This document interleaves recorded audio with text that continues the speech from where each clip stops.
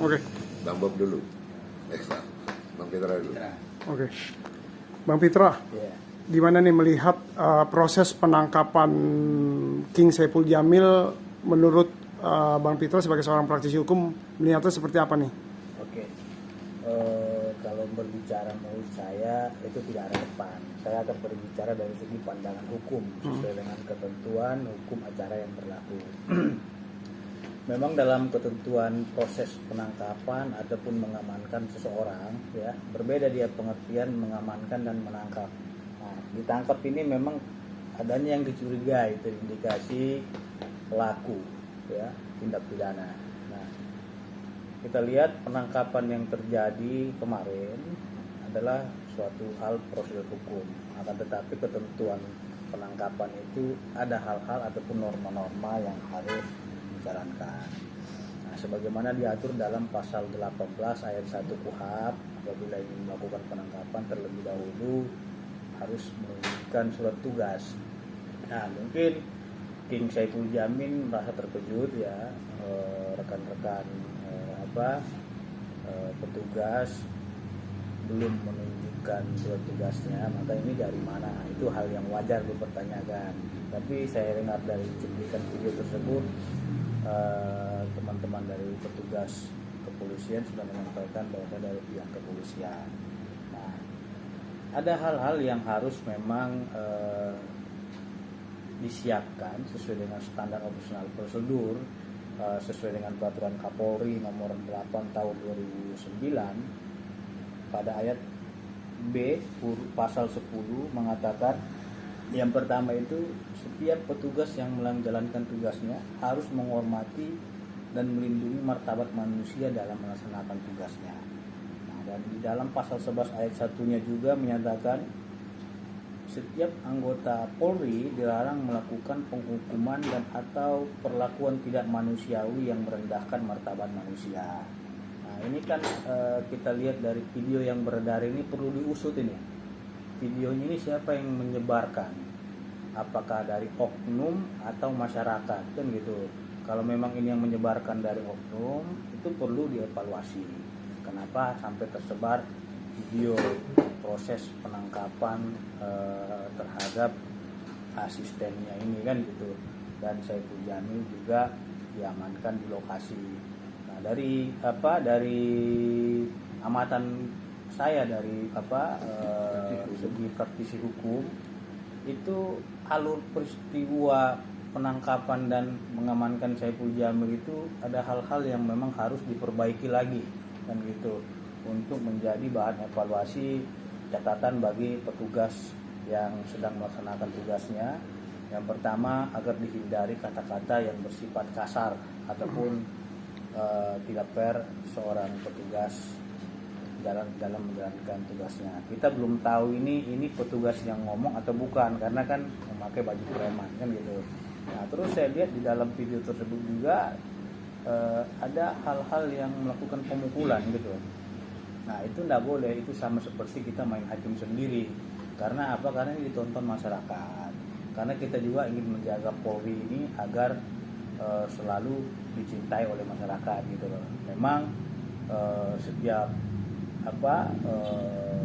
penangkapan ataupun upaya penegakan hukum yang dilakukan oleh polisi, undang-undang memberikan kewenangan itu, akan tetapi ada standar operasional prosedur yang harus dijaga mengingat ini jadi konsumsi publik. Jadi untuk kedepannya mungkin ini akan jadi catatan dan perbaikan apabila memang ada hal-hal yang kurang sesuai dengan standar operasional prosedur seperti itu. Ini mungkin kasus yang diinginkan. Ya, sedikit Bang dari praktisi hukum. Bang, kalau kan dari viralnya video itu kan dari sisi penggerbekan itu kan dari sisi itu kan nggak kooperatif dari pihak supirnya atau manajer ini yang kita lihat dari sisi viral itu dari sisi polisi sendiri tidak benar juga untuk bilang dikatakan dengan cara yang kayak gitu. Karena kan dari posisi itu kan nggak. Yang pertama begini, ada namanya asas praduga tidak bersalah. Ya. Beliau ini kan masih dalam proses penyidikan. Nah, penyidikan itu apabila ada bukti permulaan yang cukup, kan gitu. Berarti kan ini sudah menjadi target operasi. Akan tetapi orang yang bersama dengan asistennya ini yang diduga menjadi target operasi ini kan kita nggak tahu keterlibatannya. Apakah memang dia hanya menumpang saja di mobilnya itu atau memang ikut serta? Nah, ini belum tahu. Jadi karena memang hal-hal asas praduga tak bersalah ini harus dijunjung tinggi, makanya kita menjalankan sesuai dengan standar operasional prosedur. Karena seseorang nyatakan bersalah itu ketika sudah ada putusan pengadilan, dan putusan pengadilan ini juga harus ingkrah. Nah, walaupun ada putusan pengadilan negeri, yang bersangkutan banding di tingkat pengadilan tinggi, kasasi lagi di Mahkamah Agung, harus ingkrah dulu putusannya di Mahkamah Agung, baru dia nyatakan bersalah. Nah gitu, artinya apa? Kita tidak boleh terburu-buru menjustifikasi seseorang bahwasanya dia ini terlibat dalam narkoba gitu. Nggak bisa, karena ini masih dalam proses pengumpulan alat bukti, permintaan keterangan saksi-saksi, mencari alat bukti tambahan lainnya, petunjuk dan lain-lainnya. Saya kira ini masih dalam proses awal untuk menyelesaikan suatu kasus dugaan narkoba tersebut. Untuk itu kita tetap mengacu kepada peraturan Kapolri yang telah ditandatangani oleh Kapolri dan hukum acara pidana. Karena upaya paksa ataupun tindakan itu boleh-boleh saja dilakukan sepanjang sesuai prosedur, kan gitu. Akan tetapi karena ini sudah menjadi tontonan publik, kalau memang di depan masyarakat banyak, ini harus dijaga etika kita gitu kan. Karena saya kira Pak Kapolri juga selalu mengedepankan tindakan yang humanis, selalu menjunjung tinggi hak asasi setiap manusia gitu. Persis di awal tahun nih lagi-lagi nih ada artis yang tertangkap. Pasti sebagai ketua GPAN melihat kejadian untuk King Saipul Jamil ini seperti apa? Kita lihat dulu dari segi video yang viral itu, kalau saya lihat ya, sungguh tidak elok, karena ini sudah dipublikasikan dan itu sudah teriak-teriak. Ya. Walaupun saya bilang polisi, seharusnya jangan banyak bicara, tunjukkan aja identitas polisi. Ada penang, ada surat tugas, mungkin surat tugas di tas atau penang itu dibawa selalu, bahwa kita ini polisi, ya kan. Dan ini kan kita lihat kasusnya, ini penangkapan di tempat umum, ya, seperti ada target. Narkoba saya tuh setuju, diberantas habis setuju, tindakan tegas, ya, dan terukur ya boleh. Nah, tegasnya salah kaprah, gitu kan. Nah, ini biar diluruskan, ya kan. Kalau namanya terukur, dia nggak sindikat, dia nggak bandar, nggak jaringan internasional maupun nasional. Apanya yang terukur harus begitu? Mengupas syarat tindakan di lapangan. Bagus-bagus saja, di stop, ya kan. Kita dari aparat, ini penangnya, ini surat tugasnya, ya kan. Saya rasa nggak ngelawan. Itu teriak-teriak loh saya lihat. Bawa aja kantor polisi, ini buat polisi, kata gini-gini, sampai begitu. Nah, ceritanya dari yang dapat informasi kan ini targetnya sebetulnya asistennya. Dia beli narkoba di salah satu tempat, mungkin udah diikuti nama aparat, ya kan.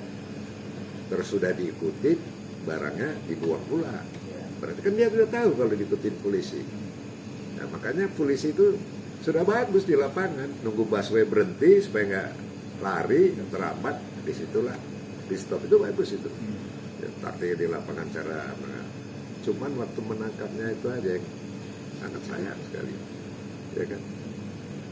Saya rasa perilaku ini harus diluruskan, bahan evaluasi, ya, Pak Kapolres, Pak Kapolda, Pak Kapolri, dan harus disampaikan secara gamblang oleh Kadipumas. Jadi viral yang beredar tadi itu disampaikan aja. Kalau ada salah, ya minta maaf. Nanti kan yang nangkep, yang di lapangan tahu itu anggota itu. Video dapat dari mana?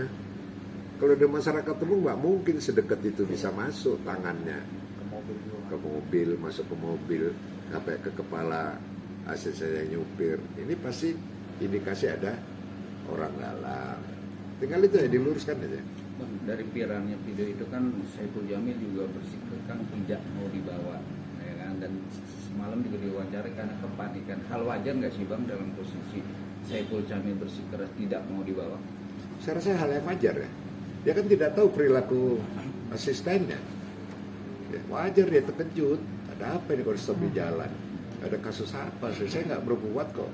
Mungkin dia merasa nggak ada kesalahan, tentu. Ya, hal aja terkejut. Ya kan, apalagi begitu banyak yang gedor-gedor jendelanya mobil itu nggak dibuka, begitu dibuka. Ya, saya rasa hal yang wajar, selaku manusiawi. Ya kan? Tapi dalam posisi SOP penangkapan itu dari sisi hukum atau sisi caranya juga ada kesalahan juga ya bang? Ya perilakunya kalau saya lihat. Satu, dia tidak menunjukkan identitas kok. Identitas itu kenapa aja? Pakai jaket polisi boleh, ada tulisannya polisi reserse, banyak jaket reserse, ada penengnya itu tunjukin ada surat tugas. Itu nggak ditunjukkan kan udah salah. Ini di lapangan loh, di depan umum. Bagaimana tuh kalau di kamar semaunya gitu ya, depan umurnya, di depan umumnya dia begitu, ya, janganlah. Ya, sekarang kan posisi Saiful sendiri kan sudah dibawa ke Polsek Tambora semalam itu juga, dan proses kan pemeriksaan berjalan, dan Saiful sendiri semalam dibawa lagi untuk BNN. ke BNN untuk tes DNA. Itu prosedurnya Tes. memang harus Ini rambut. dites. Jadi begini, kita lihat dulu dari asistennya. Asistennya make beli positif, ya kan, seorang asisten. Tatkala Saiful Jamil itu mungkin nggak make di tes urinnya negatif, mungkin cerita asistennya beda. Itu perlu tes rambut sama tes darah. Tes rambut, tes darah itu make 6 bulan, make setahun mesti ketahuan. Itu pengembangan. Karena di Undang-Undang Narkotika itu beda dengan KUHP. Mesti bisa diperpanjang 1 kali 24 jam menjadi 3 kali 24 jam. Nah, nunggu hasil tes rambut sama darah. Mudah-mudahan sang ini selesai itu. Dan itu adanya saya lihat di BNN. Di BNN itu ada mobil hanya untuk tes rambut dan tes darah. Nah, ini kan proses. Nanti kalau seandainya memang positif, berkembang, ditanya, Pak Saiful mulai pakai kapan? Ini kok hasil tes darah sama rambut positif. Kan akan cerita berkembang.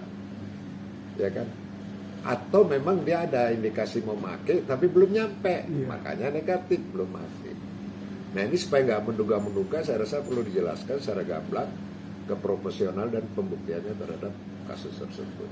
Untuk Bang Fitra sendiri sebagai praktisi hukum, semalam juga kan dia datang pengacaranya sendiri dan tidak bisa didampingi. Abang melihatnya gimana bang sebagai praktisi hukum, di sisi benar atau salah kita harus dilurusin dulu. Oke, sesuai dengan undang-undang advokat ya, memang advokat itu berwenang untuk mendampingi masyarakat, apalagi yang sedang bermasalah dengan hukum.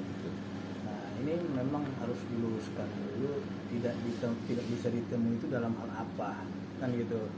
Nah, mungkin King Saiful Jamil lagi dalam proses pemeriksaan tes urin atau hal lainnya. Nah, apabila memang nanti adanya pemeriksaan pendampingan untuk BAP, bila harus pemeriksaan, ya ada kesempatan kuasa hukum untuk mendampingi. Nah, pendampingin secara hukum ini juga tidak serta-merta hanya BAP saja. Dari proses penangkapan sampai selesai juga ada hak kuasa hukum. Nah, tinggal kita tidak mengetahui ya alasannya kenapa tidak bisa. Ya, saya kira itu bisa didampingi oleh penasihat hukum karena itu sudah diatur oleh undang-undang advokat dan diatur juga dalam KUHP, Kitab Undang Hukum Acara Pidana. Seandainya Saiful itu diduga dan negatif dan tidak terlibat dalam posisi. Nah kasus ini kan P21, dia nanti posisinya sebagai apa bang? Apa dilibatkan sebagai saksi ke depannya atau tidak bang? Oh, terus P21 terhadap siapa? Dari yang pemakai itu bang? Asisten. Asisten. Ya bisa aja dia saksi, dia tahu, mengetahui. Ya. Ya kalau nggak mengetahui kan nggak ada kaitannya.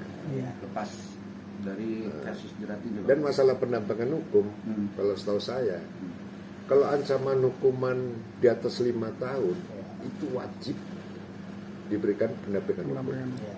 apabila dia tidak mampu, tidak bisa mencari seorang pendamping hukum, polisi wajib, negara wajib memberikan bantuan hukum yang diancam hukumannya di atas 5 tahun.